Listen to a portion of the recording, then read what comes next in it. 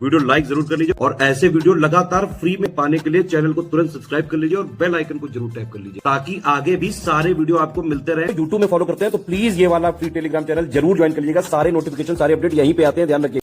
नमस्कार दोस्तों, exam preparation के यूट्यूब चैनल पर मैं प्रियंका एक बार फिर से आप सभी का बहुत बहुत स्वागत करती हूँ। यूपीपीएससी आरओ एग्जाम 27 जुलाई को है और इसके लिए हम लोग डेली रात को 9 बजे मॉक टेस्ट सॉल्व कर रहे हैं। काफ़ी क्वेश्चंस ऑलरेडी हो चुके हैं, फुल लेंथ मॉक टेस्ट भी कराए जा चुके हैं।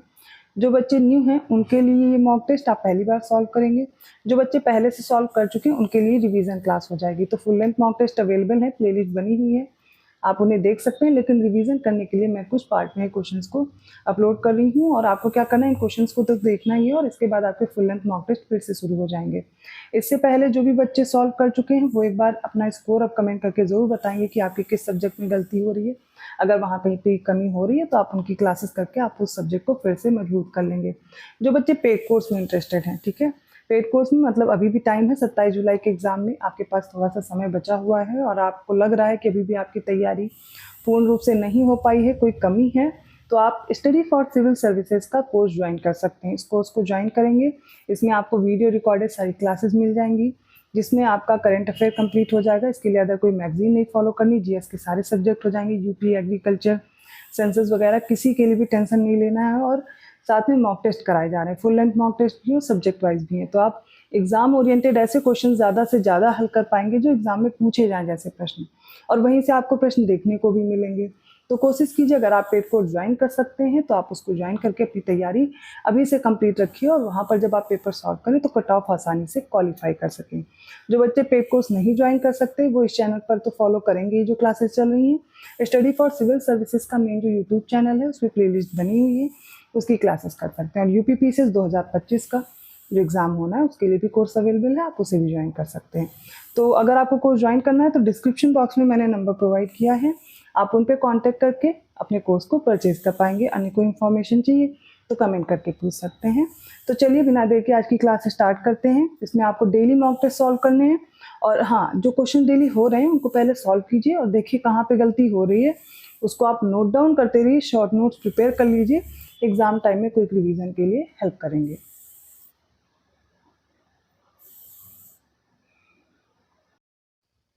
121वां प्रश्न देखिए, इसमें सबसे पहला स्टेटमेंट, मैं एक जगह रोक देती हूँ पहले इसको। हाँ, पहला स्टेटमेंट, उत्तर प्रदेश राज्य सरकार ने वर्ष 1991 में राजभाषा संशोधन अधिनियम लाया और 1989 द्वारा उर्दू भाषा को राज्य की दूसरी आधिकारिक भाषा घोषित किया। क्या स्टेटमेंट करेक्ट है? ध्यान से देखिए, यहाँ पर एक गलती की गई है। ये तो सही है, 1989 में आप ध्यान देंगे उर्दू भाषा को राज्य की आधिकारिक भाषा बनाई गई और ये दूसरी थी तो सही हो जाएगा, लेकिन यहाँ पर 1991 गलत दे दिया गया। उत्तर प्रदेश राज्य सरकार ने वर्ष 1998 में ऐसा किया था, यह अधिनियम आया था, संशोधन अधिनियम। फिर यूपी राज्य अभिलेखागार की स्थापना 1949 में केंद्रीय अभिलेख कार्यालय के रूप में प्रयागराज में की गई, सही हो जाएगा। और 1973 में उत्तर प्रदेश राज्य अभिलेखागार का मुख्यालय लखनऊ में स्थानांतरित कर दिया गया था और प्रयागराज स्थित कार्यालय को क्षेत्रीय अभिलेखागार का दर्जा दे दिया गया था, ये भी सही है। सही उत्तर क्या होगा? ऑप्शन बी, पहला गलत है, दूसरा तीसरा सही है। 122वां प्रश्न देखिए, 10वीं कृषि जनगणना 2015-16 के संदर्भ में कथन कौन सा सही है? पहला, जिस किसान के पास केवल 3 हेक्टेयर कृषि भूमि हो उसे अर्ध मध्यम कृषक कहते हैं, सेमी मीडियम फार्मर, ठीक है। दूसरा है, जिस किसान के पास 7 हेक्टेयर होती है, जिसके पास केवल भूमि, उसे क्या बोलते हैं? Medium farmer. और हम उसे लार्ज फार्मर की कैटेगरी में किसको रखते हैं? जिनके पास 9 हेक्टेयर की कृषि भूमि होती है। सही उत्तर देखते हैं। देखिए, सीमांत कृषक होते हैं, फिर लघु कृषक होते हैं, अर्ध मध्यम कृषक होते हैं, मध्यम और बड़े, marginal farmers, small, semi medium farmers और मीडियम और फिर लार्ज। तो जो सीमांत कृषक हैं या मार्जिनल फार्मर्स हैं, तो मैं मार्जिनल फार्मर्स लिख दे रही हूँ, इनके पास लेस देन क्या होगा? 1 हेक्टेयर। फिर आ जाते हैं स्मॉल फार्मर्स, जिन्हें हम लघु कृषक बोलते हैं, स्मॉल फार्मर्स, इनके पास क्या होगा? 1 से 2 हेक्टेयर, ठीक है। इसके बाद आते हैं semi medium farmers, semi medium farmers, अर्ध मध्यम कृषक 2 से 4 हेक्टेयर, मध्यम कृषक मीडियम फार्मर्स, इनके पास आएगा 4 से 10 हेक्टेयर, ठीक है। और बड़े कृषक जो लार्ज फार्मर्स हैं, लार्ज फार्मर्स, इनके पास 10 हेक्टेयर से ज़्यादा होगा, ठीक है। तो यहाँ पर अब देखेंगे कौन से स्टेटमेंट हमें करेक्ट दिए गए हैं। यहाँ पर पहला और दूसरा स्टेटमेंट केवल सही होगा, बाकी गलत हो जाएंगे, इसलिए ऑप्शन ए करेक्ट है। 120 23rd क्वेश्चन देखिए, कुछ फसलें हैं उनसे संबंधित रोग दिए गए हैं, उनको मैच करेंगे। तिल, भिंडी, पपीता, गेहूं और जौ, टमाटर में बताना है। तिल में एक फंगस से रिलेटेड डिजीज होती है जिसे फाइलेरी डिजीज कहते हैं, सही दिया गया है। भिंडी और पपीता में पीत सीरा रोग होता है जिसे येलो वेन मोज़ैक डिजीज बोलते हैं। ओकरा और पपाया में येलो वेन मोज़ैक डिजीज, ठीक है, यहाँ पर ये गलत हो गया, टिक्का गलत है। मूंगफली में होता है टिक्का, ग्राउंडनट में टिक्का याद कर लीजिएगा। फिर गेहूं और जौ में मौलिया रोग होता है, सही है। टमाटर में होता है बकआई रॉट रोग। सही उत्तर क्या हो जाएगा यहाँ पर? ऑप्शन बी होगा, केवल एक गलत था। भिंडी और पपीता में कौन सा होगा? येलो वेन मोज़ैक डिजीज, ठीक है। अगला प्रश्न देखिए, सब्जी है, फल है या खाद्य पदार्थ है, इनमें कौन से एसिड पाए जाते हैं वो पूछा गया है। मक्खन में ब्यूटेरिक एसिड, ठीक है, तो ये सही दिया गया है। संतरा और नींबू में कौन सा होता है? संतरा और नींबू में सिट्रिक एसिड, बिल्कुल सही दिया गया है, ठीक है। रेपसीड ऑयल में क्या होता है? इरोजिक एसिड होता है। रेवन चीनी, रेवन चीनी क्या होती है? फिर आप लोग अब ये सोच रहे होंगे, रिवर्ब को बोलते हैं, ठीक है, रिवर्ब को बोलते हैं रेवन चीनी, इसमें होता है ऑक्जेलिक एसिड। पालक हो गया, गोभी है, रुबर्ब है, इन सब में क्या होता है? ऑक्जेलिक एसिड होता है। रेपसीड ऑयल या सरसों का तेल है, इन दोनों में इरोसिक एसिड होता है। राइट आंसर यहाँ पर पहला और दूसरा ही सही, इसलिए ऑप्शन ए करेक्ट होगा। 125th क्वेश्चन, ठीक है, पहला है भारतीय दलहन अनुसंधान संस्थान, Indian institute of pulses research, Kanpur में, बिल्कुल सही। Indian institute of sugar cane research, ये लखनऊ में है। भारतीय पशु चिकित्सा अनुसंधान संस्थान बरेली में है। Indian veterinary research institute Izzatnagar Bareilly में है। भारतीय सब्जी अनुसंधान संस्थान वाराणसी में, ठीक है। तो सारे सही है, इसलिए ऑप्शन डी चूज करेंगे। तो अब हम लोग आ गए हैं रीजनिंग के क्वेश्चन पे, क्योंकि आपको पता है रीजनिंग के भी कुछ क्वेश्चन आपके एग्जाम में पूछे जाएंगे, ठीक है। 4 विकल्प दिए गए हैं, जिनमें से 3 किसी ना किसी रूप में एक जैसे हैं, जबकि एक अलग है, ठीक है। अलग की पहचान करनी है। डी जी, एफ ई, आई बी और ई जी। शांति से पहले इनके नंबर्स लिखिए और देखिए इसमें क्या डिफरेंस है।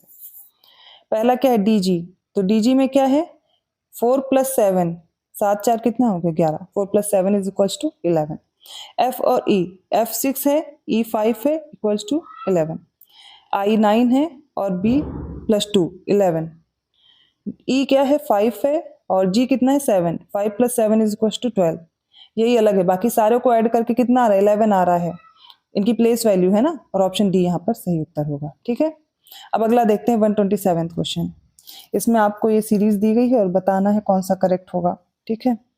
देखिए, लुप्त संख्या ज्ञात करनी है। तो यहाँ पर हमें पहले में क्या दिया गया है? पहले में दिया गया है 16, बीच में 23 और 5 2, और इसकी एक तरह से आपको समझने की कोशिश करना है कि इसमें क्या होना चाहिए। थोड़ी देर सॉल्व कीजिए, मैं इसका आंसर बताती हूँ। पहली वाली सीरीज देखिए, इसमें 2 × 3 ऊपर कर देंगे, ठीक है, कितना हो जाएगा? 6। और नीचे 5 × 2 कर दीजिए, कितना हो जाएगा? 10। दोनों को जोड़ दीजिए, 16 हो गया। इसी तरह 2 × 6 = 12, 12, और यहाँ पर 5 × 1 = 5, 12 + 5 कितना हो गया? 17, लीजिए 17 आ गया। अब यहाँ पे वही करेंगे, 2 × 9 कर लीजिए, 9 × 2 = 18, ठीक है। और यहाँ पर देखिए 18 है, तो 18 यहाँ पर क्या होगा? 18 को मल्टीप्लाई कर लेंगे किससे? हम यहाँ पर दिया गया है 1, 18 × 1, तो यहाँ पर हो गया 18, ठीक है, ये हो गया। माफ कीजिएगा, यहाँ पर 1 × 8 होगा, ठीक है, मैं वही सीरीज फॉलो कर रही थी, वो गलत होगा। 1 × 8, 8 × 1 = 8। अब इनको जोड़ेंगे तो कितना हो जाएगा? 26 हो जाएगा ना। राइट आंसर क्या आ रहा है? Option B 26। फिर से देख लीजिएगा अगर आपको सही से समझ नहीं आया है तो। 128 क्वेश्चन है, 4 शब्द दिए गए हैं, 3 किसी तरह से एक जैसे हैं, चौथा अलग है, वो क्यों है वो बताइए। भारत बाघ, चीन विशाल पांडा, पाकिस्तान मार्कोर, श्रीलंका बाघ।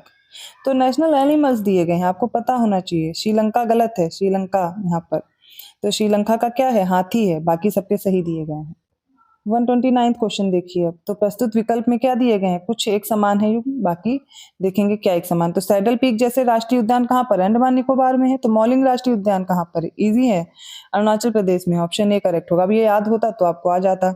130वां प्रश्न देखिए, यहाँ पर लुप्त संख्या ज्ञात करनी है, ठीक है। 48:2 दिया गया है। उसी तरह हमें यहाँ पर दूसरी संख्या भी बतानी है। तो क्या होगा? इसका आंसर देखिए, तो 8/4 अगर करेंगे ना तो 2 आ जाएगा। इतना समझ में आया? अब ऐसी कौन सी संख्या जिसको डिवाइड करने पर नंबर सेम आ जाए? तो यहाँ पर देखिए 4, अब मैं एक एक करके दिखाऊंगी तो बहुत लंबा समय जाएगा, है ना। तो 4 को 6 से डिवाइड करेंगे, क्या आएगा? 5 नहीं आएगा ना। तो यहाँ पर 8 को 4 से डिवाइड करेंगे 2 आएगा, गलत हो जाएगा। 9 को 3 से डिवाइड कीजिए, देखिए 3 आ जाएगा, बस यही सही उत्तर होगा, ऑप्शन सी करेक्ट है। 131 क्वेश्चन देखिए, एक निश्चित कोड में क्या हुआ, डिजिटल को हम एक रूप में कोडित कर रहे हैं और पेंसिल को उसी तरह करना है। तो डिजिटल का आप देखिए यहाँ पर क्या होगा, मैं एक बार लिख करके बताती हूँ। डिजिटल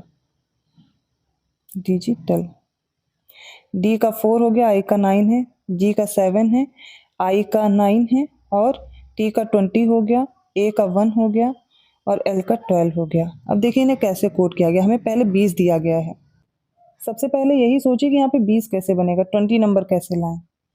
तो आप देखिए 4 + 9 + 7 कितना हो गया, 20 हो गया। अब इसके बाद 9 लिखा है तो 9 को एज इट इज हमने नोट कर लिया है। अब इनको आपस में ऐड करिए, 20 + 1 + 12 कितना हो गया, 33। मिल गया ना नंबर, सेम यही हमें इसमें फॉलो करना है।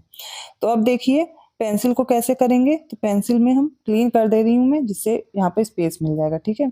तो पेंसिल का देखिए पी का क्या हो जाएगा, 16, 5 ई का, एन का 14 हो जाएगा और फिर सी का 3 है, ठीक है, और आई का 9 है, एल का 12 है और एस का कितना है, एस का होता है यहाँ पर 19, ठीक है।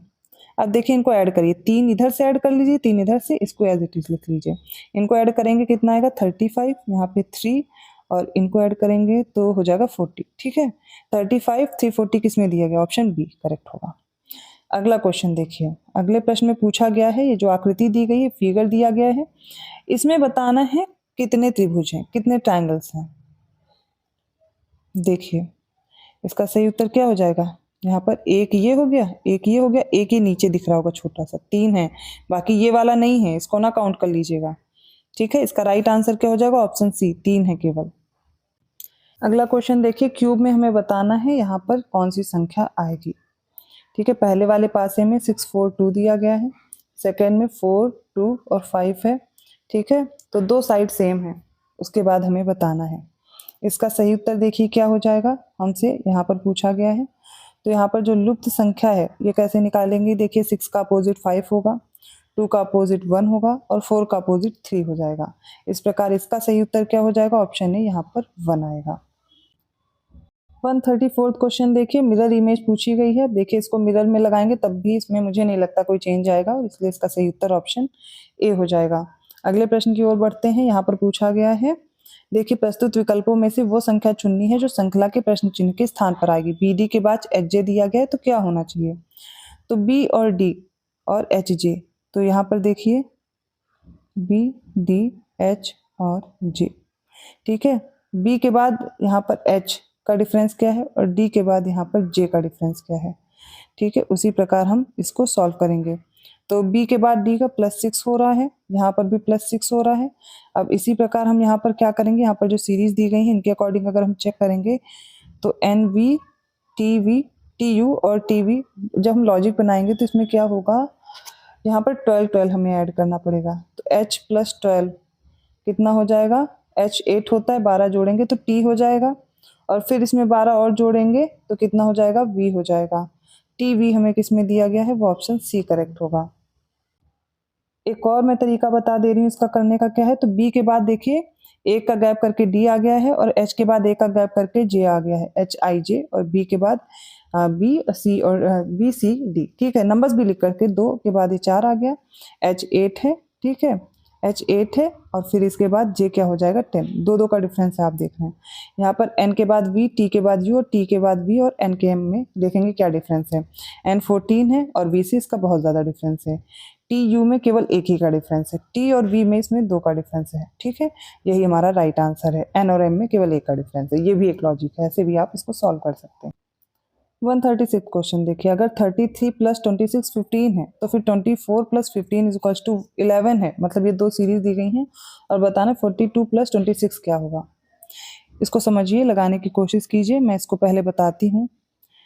33 + 26 कैसे होगा, इसमें देखिए सबसे पहले क्या होगा, तो पहले वाले को मल्टीप्लाई कर रहे हैं और दूसरे वाले को प्लस कर रहे हैं। 3 2 = 6 और 3 + 6 9, यहाँ पर 9 हो गया, ठीक।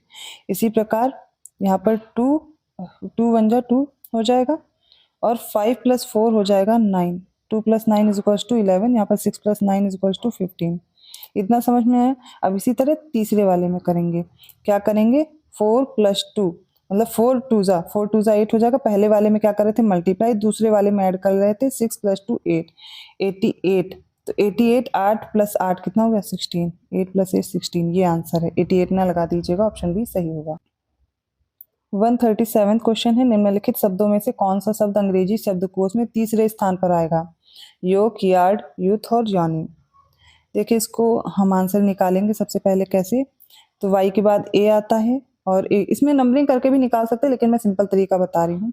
y के बाद a दोनों में दिया हुआ, मतलब इन्हीं दोनों में से कोई पहला है। तो a के बाद r और w में से देखेंगे, r पहले आता है, ये हो गया फर्स्ट, ये हो गया सेकंड। थर्ड ढूंढेंगे तो u o दोनों में दिया गया है और o के बाद k आता है, तो योग तीसरा है और ये चौथा हो जाएगा। 138 क्वेश्चन, जिस प्रकार पुष्कर सिंह धामी का संबंध यूके से उत्तराखंड से है, उसी प्रकार सिद्धारमैया किससे संबंधित है? तमिलनाडु, कर्नाटक, यूपी और गोवा में से बताना है। तो कर्नाटक के मुख्यमंत्री हैं सिद्धारमैया। जिस प्रकार पुष्कर धामी कहाँ के मुख्यमंत्री हैं? उत्तराखंड के। तो लास्ट के ये दोनों प्रश्न बचे हैं जीएस के। तो आप लोगों ने पूरा सेट मेरे साथ सॉल्व किया है। कुछ बच्चे मुझे नहीं लगता पूरा पेपर देख पाए होंगे, लेकिन जो ढंग से लगे हुए हैं पेपर में, बहुत से बच्चे ऐसे होंगे जिन्होंने पूरा पेपर सॉल्व किया है। और कमेंट करके बताइएगा कौन कौन यहाँ तक पहुँचा है और पूरा पेपर सॉल्व कर लिया है एक बार में, और अपना स्कोर जरूर बताइएगा।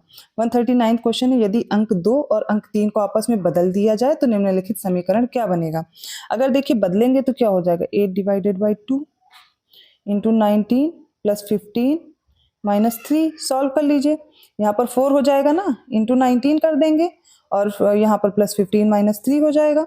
अब यहाँ पर 76 आ जाएगा और यहाँ पे 15 - 3 कर देंगे, ठीक है, +15 - 3, इनको ऐड करिए, कितना आएगा 19 1 - 3, आंसर आएगा 88। ऑप्शन ए करेक्ट है, ठीक है।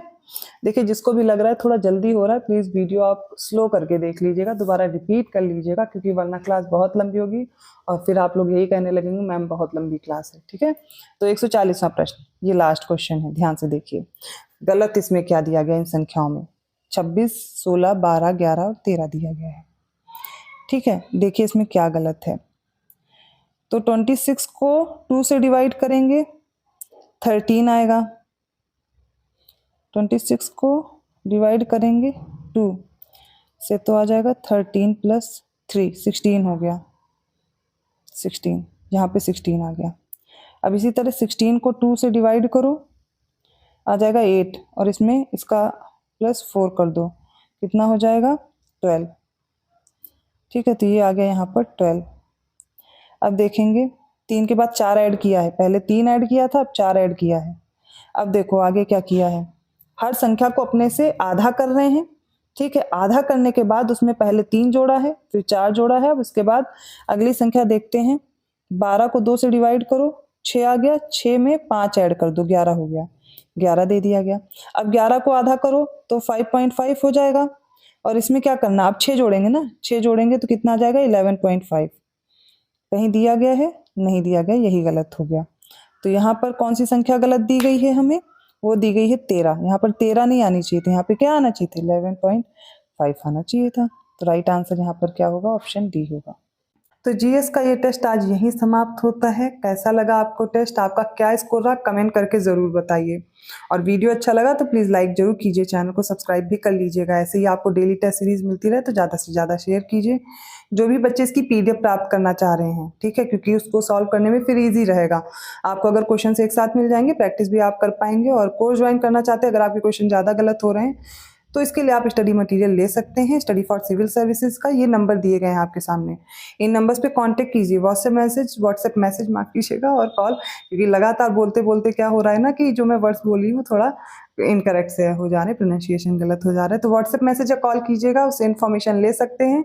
अदर कोई इन्फॉर्मेशन चाहिए तो मुझे कमेंट कीजिए, मैं इन्फॉर्मेशन प्रोवाइड कर दूंगी। डेली आपको ऐसे टेस्ट सीरीज मिलते रहे ना, तो ज़्यादा से ज़्यादा आपको इसको शेयर करना है।